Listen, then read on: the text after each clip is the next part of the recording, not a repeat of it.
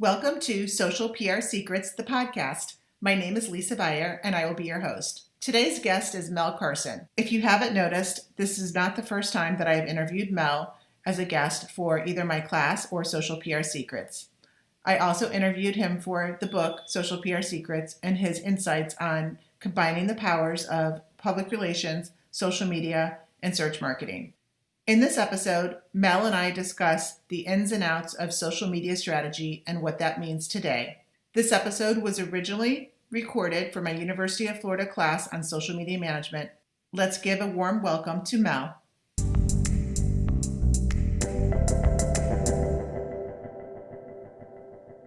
Hi, and welcome back to my series of interviews with social media experts. So today I'm excited to welcome Mel Carson.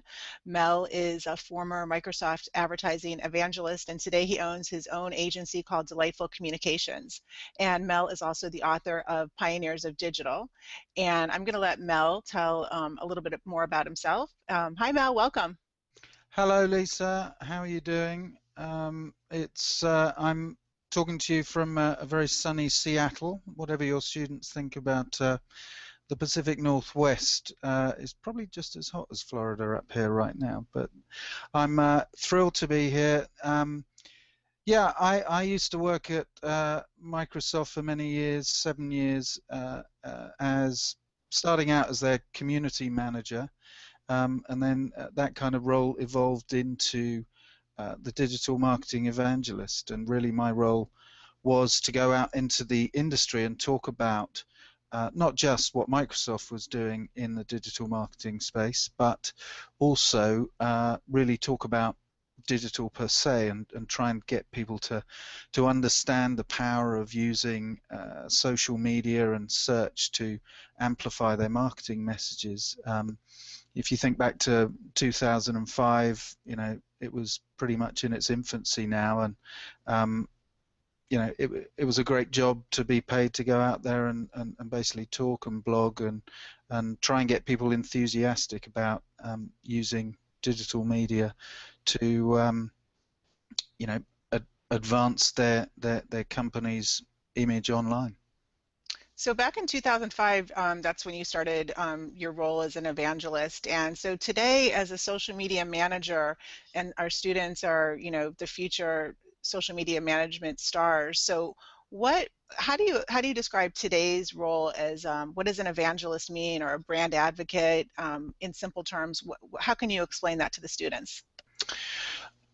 I think the best way to describe an evangelist is somebody who has a very inherent understanding of their own company and their own company's products and services, but also a very inherent understanding of what their customers or potential customers need to know, not just about the particular product and service, but the problems and issues that that the customer has and why they need your products and services.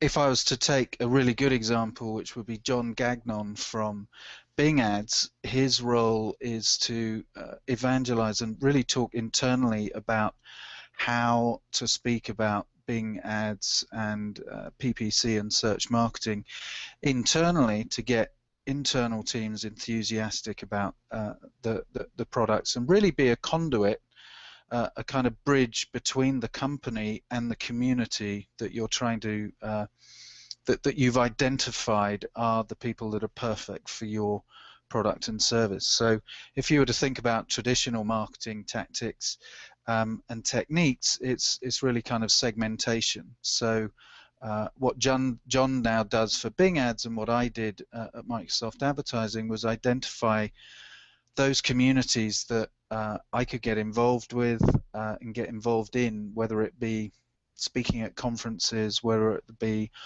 writing articles, either on my own blog or on industry publications and websites, and really kind of becoming the face of the company, because it's one thing now with social media and the digital space being so crowded with all these companies vying for people's attention. What we're finding is actually that people connection, actually having a human face to a company, helps engender a lot more trust in that business. If there's a kind of go-to face that people can ask questions and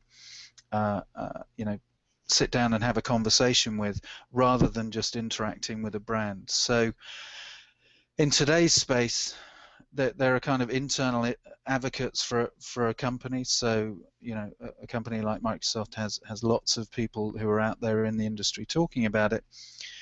But then what they're also doing is trying to influence other people in the industry in their particular industry to really talk about their brand and be brand advocates for the brand. So it's about really looking from the inside out and connecting with the community, and it's always integrated with traditional marketing and digital media, but what we've found is it adds a really trustworthy halo effect to whatever you're trying to do. So you have your internal set of evangelists and advocates, and then you're looking to attract external, so advocates and evangelists that might be just your biggest fans, or it could be the media who might love your product or service. Right? Yeah. We see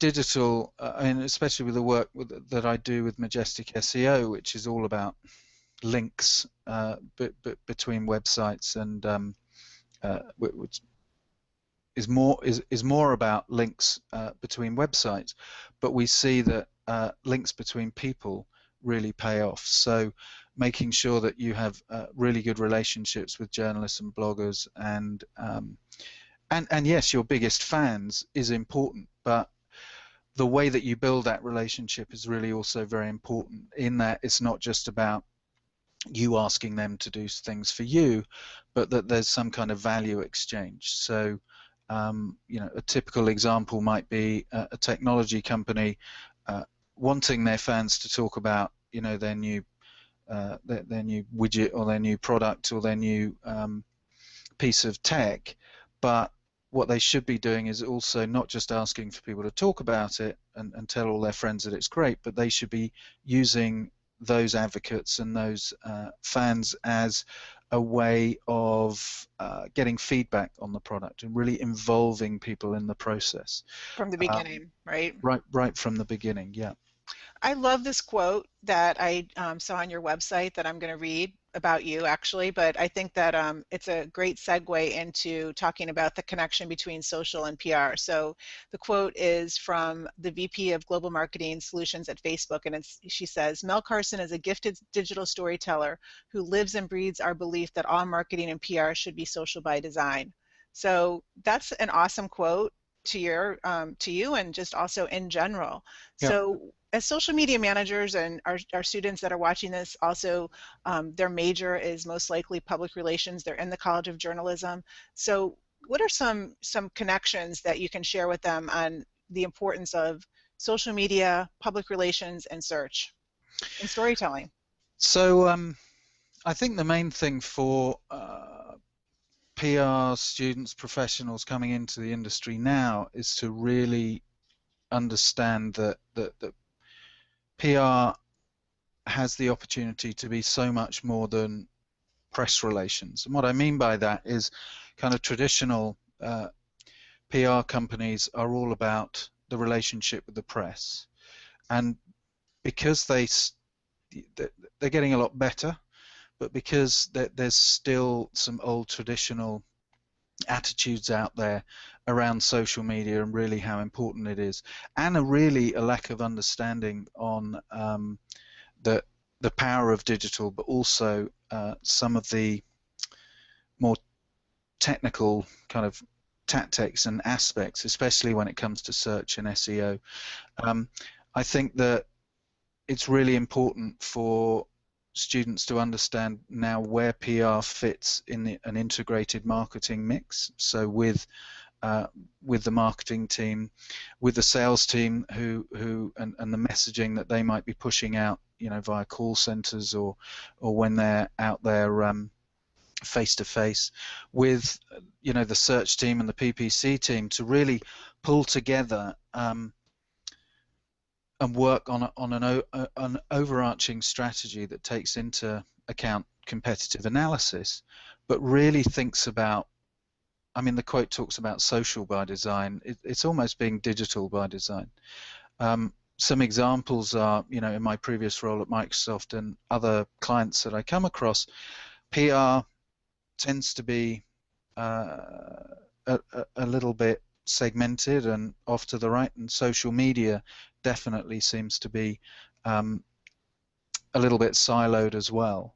And what you would find, especially with some clients and traditional companies, is a marketing manager would be creating a piece of content like a video, and then they'd have had it, been working on it for a couple of months, and they'd have spent thousands of dollars on it, and then they'd kind of come to me and say, hey, can you help me make this go viral?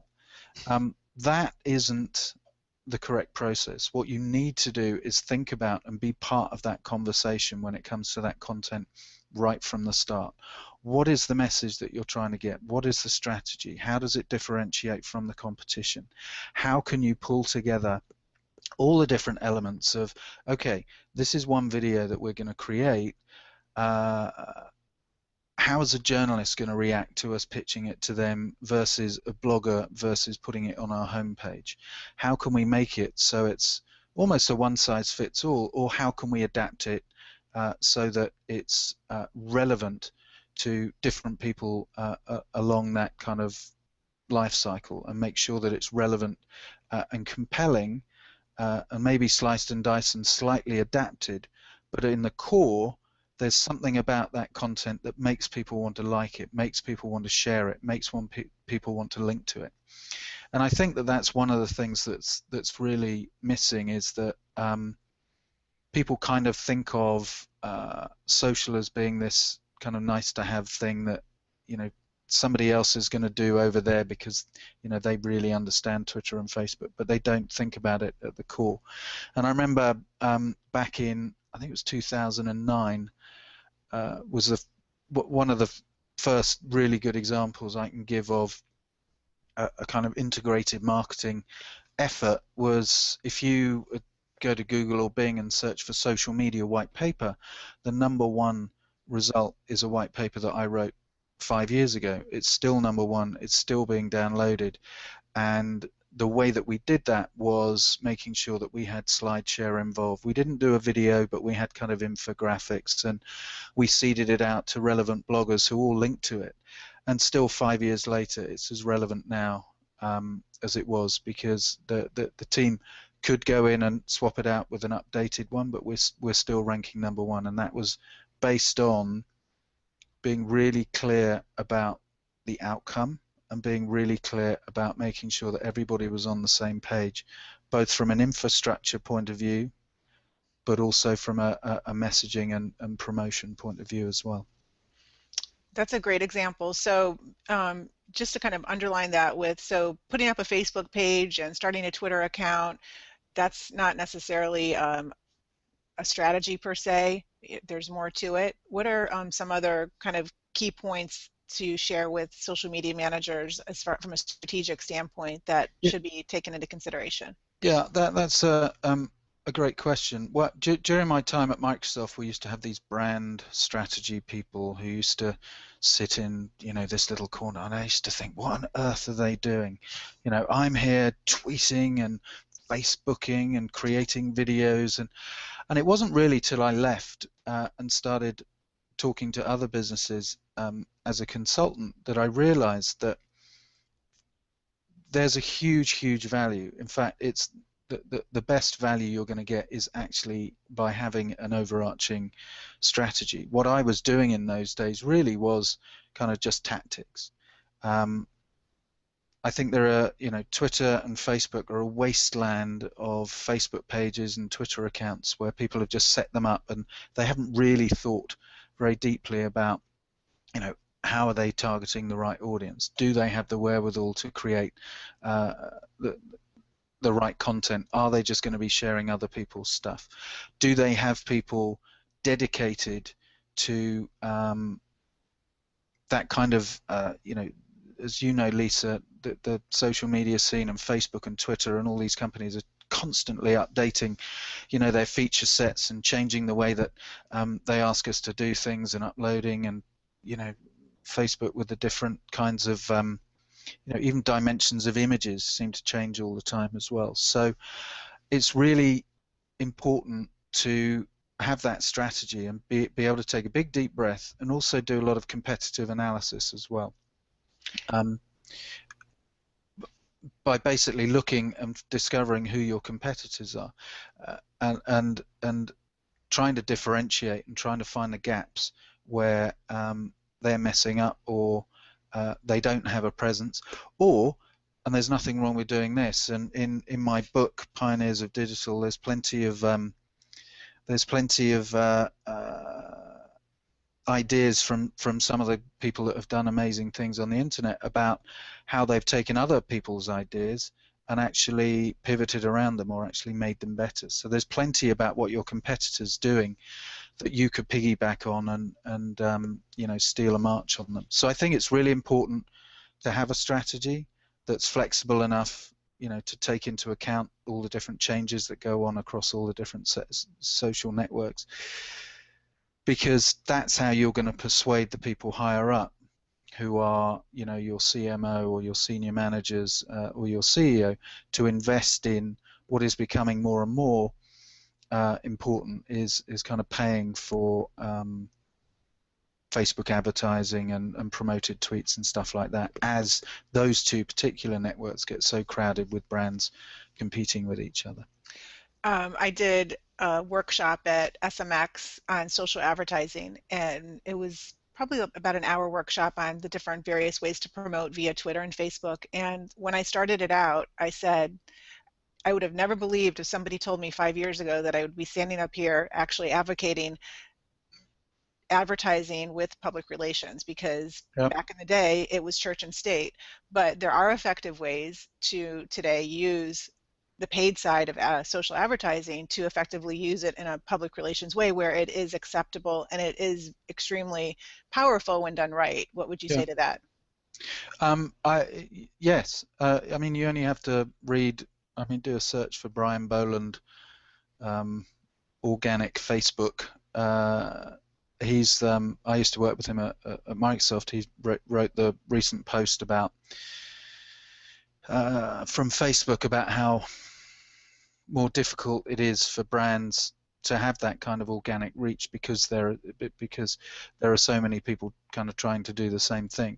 So absolutely, if you're paying an agency to do your PR, you're paying content creators to create infographics and copywriters to create. There's nothing wrong with being very strategic and making sure that you actually have some more modern metrics than did the journalist write about my story, and how many mentions did my brand get this month, in our top 10 tier of magazines and newspapers that we're targeting.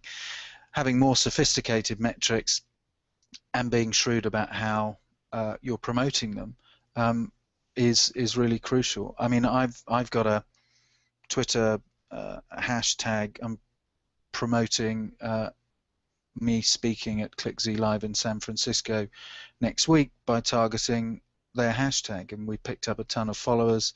And the fact that I'm speaking with Majestic SEO and Brafton have been shared as well. So I'm hoping that will pay off. I mean, I've only spent $100 on it, but we've certainly got about 100 engagements. So I'm hoping to cram that room full of people to come and listen to what me and Majestic and Brafton have to say about social media. So it's definitely something to have in your armory, and forget the notion that social media is free, because it ain't.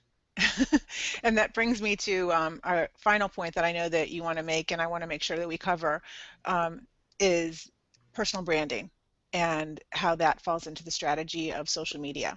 Yeah, when I left Microsoft, I was thinking about how I was going to start Delightful and what kind of set up my consultancy would look like. And I was very, very careful to be very explicit about what I do, but also very explicit about what I don't do. So I'm not an agency as such, as in I'm not going to run somebody's Twitter or Facebook page, but it's again based on the three things that I found kind of lacking in big business while I was at Microsoft, and that was social media strategy, so really having a proper strategy.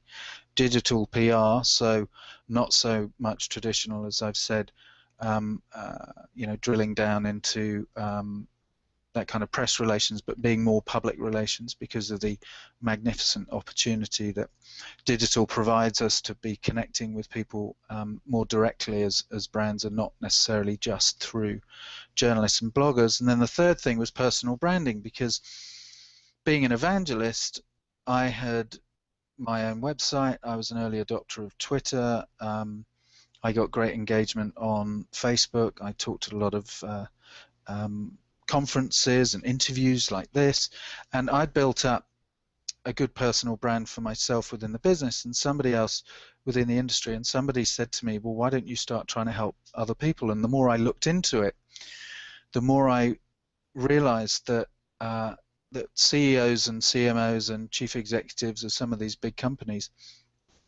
they don't have great personal brands online. They're not very good at marketing themselves when they're in a position of power. So right from the top CEOs of companies like Amazon, Microsoft, Apple, or whatever that, actually all the way down to your students on this course, having a good personal brand through digital is really important, because 80% of searches on any search engine are going to be brand terms, and a lot of those are going to be searching for you as people. And a good example is I recently was looking to hire someone for my business and had a ton of CVs from a local university here in Seattle. CVs, resumes, sorry, that's an English term.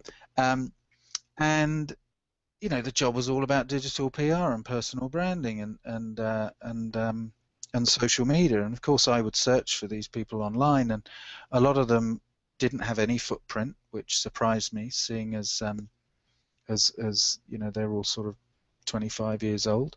But a lot of them didn't have great LinkedIn profiles and were posting all sorts of frightful stuff on Facebook and Twitter, even though they'd put their handles in their resume. And they didn't kind of think about the fact that they need a good brand and a good personal image online, because I think initially for people coming out of school and university, it's important to be buttoned up on that front, for prospective employers. But also the way that businesses are now shifting, and this is what I do a lot with Delightful, is go into businesses and do workshops demonstrating how having a positive social media policy internally can really help drive the needle, move the needle for businesses, because they have these internal advocates at their businesses who know and understand what they publish and what they say reflects, if they do it in a positive way, reflects well on the brand and on the company, and that they can do real damage if they're not smart about what they're talking about online and how to express themselves. So the personal branding thing is set to really increase as we become more digital, and LinkedIn are doing an amazing job. It's no longer the place for people to look for new employment or to stick their resumes. It's a really good professional environment where you can publish and connect and speak to people. So it's really important that people are buttoned up with their personal brands and they're aware of those different tactics as well, because it's not just about the business you work with, but it's also about you and how you express yourself. So I guess the first step to be a successful social media manager would be to first have a successful, positive personal brand in place. Yeah, certainly if I think that I think Moz did a blog post about ridiculous Twitter profiles, and I see a lot of people who are passionate about social media and social media aficionados and all this kind of stuff. I think what would impress me most is if you were coming for a job as a social media manager at Delightful, it would be having a really good LinkedIn profile that everything was filled out from the summary, and there were some examples of your work, and that from your Twitter account, it doesn't have to be all professional, it can be personal. I have a rule for my Twitter and Facebook, 60-40 rule I call it, which is 60% professional, 40% personal, because I want people to get to know me as a person. Lisa, you're on the other side of the US, but you still know what's going on in my life with my kids, or whatever conferences I'm speaking at. That's important. You don't necessarily want to see pictures of me in a bar standing on top of a bar drinking tequila. I don't do that, but I think it's important that people are aware of the impression that they give, especially if they're in the market for a job, and especially as a social media manager, because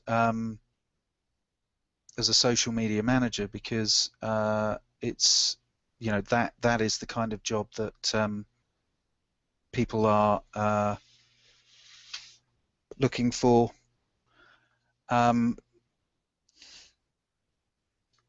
You're not going to be able to edit this. My wife has just walked in. It's okay. It's okay. That's the real. We're talking about being authentic. It's fine.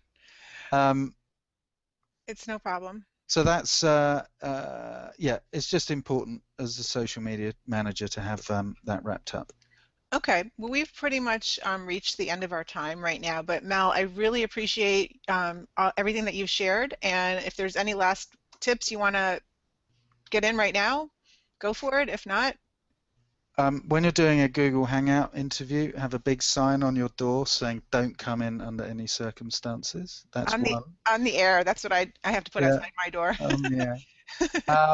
I think it's really important to make sure that you have some kind of traditional understanding of marketing from a segmentation point of view, understanding a target audience, and also the kind of traditional media side of thing. I think that people can get a little bit, oh my God, social media is so awesome type thing, and it is awesome, but you have to understand it in the context of an integrated marketing effort. So from PR, from marketing, etc.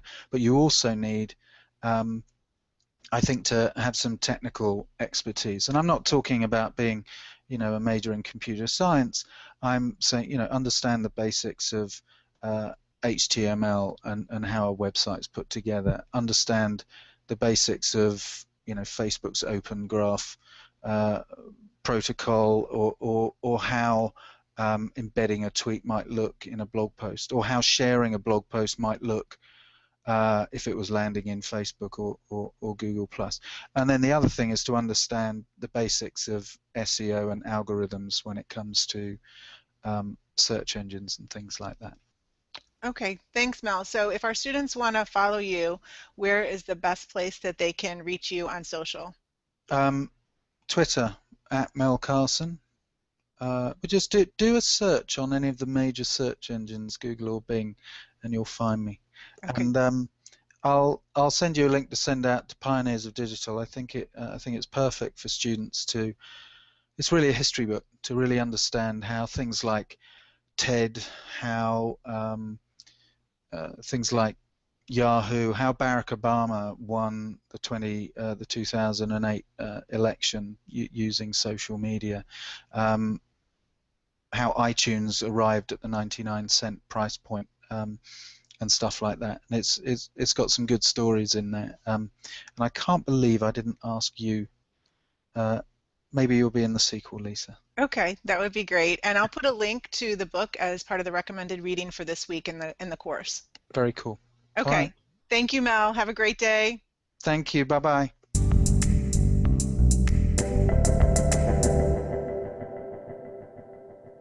Thank you for listening to this episode of Social PR Secrets. If you like what you heard, check out the book on Amazon or follow our blog at socialprsecrets.com. This episode was sponsored by the Buyer Group, a social PR agency striving to keep our balance in the digital world, practicing public relations, social media, and search marketing, while occasionally drinking a glass of wine or two for the best creativity and results. Thank you all for tuning in. If you would like to get a free chapter of Social PR Secrets, go to socialprsecrets.com/free.